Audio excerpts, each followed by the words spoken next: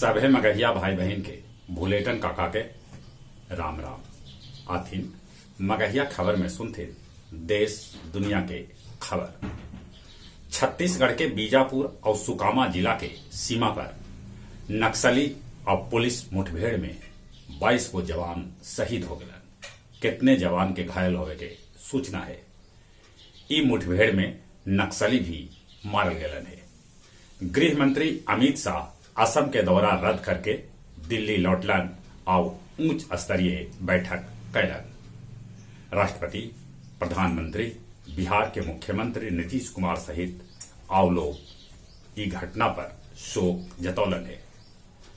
बंगाल और आसाम में तीसरा और अंतिम चरण के मतदान आज, साथे साथे तमिलनाडु, केरल और पुडुचेरी में भी कल मतदान हुए।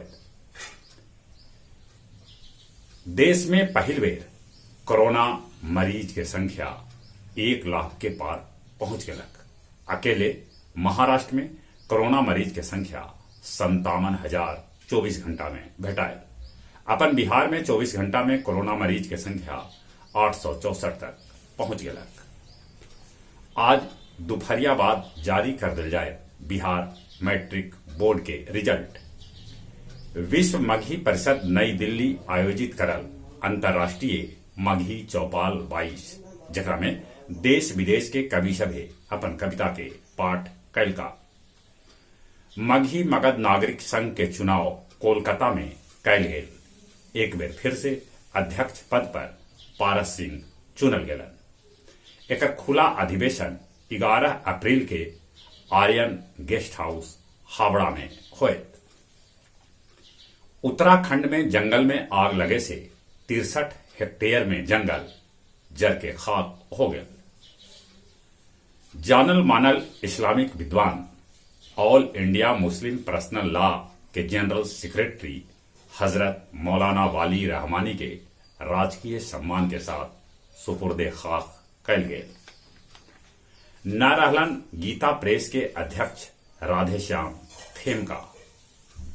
हिंदी सिनेमा के जानल मानल अभिनेत्री शशिकला के मौत हो गई।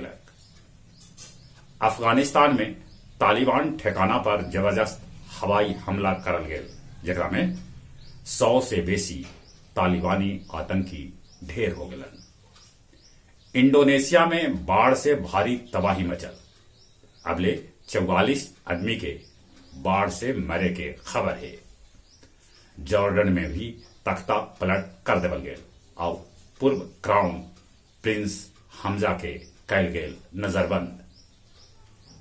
मंगल ग्रह के सतह पर उतारल गए नासा के हेलीकॉप्टर। गया को जानो प्रतियोगिता पब्लिक लाइब्रेरी गया में आयोजित करल गए, जकरा में जोबा सलीम के पहला, शिवानी के दूसरा त शाहरुख के तीसरा स्थान भेटाए। ये जानकारी डॉक्टर राकेश कुमार सिन्हा रवि दल का है। वजीरगंज प्रखंड अंतर्गत केनार फतेहपुर पंचायत के बढ़ई बीघा और बाना बीघा गांव में आग लगे से 100 बीघा में लगल गेहूं के फसल जर के खाक हो गए।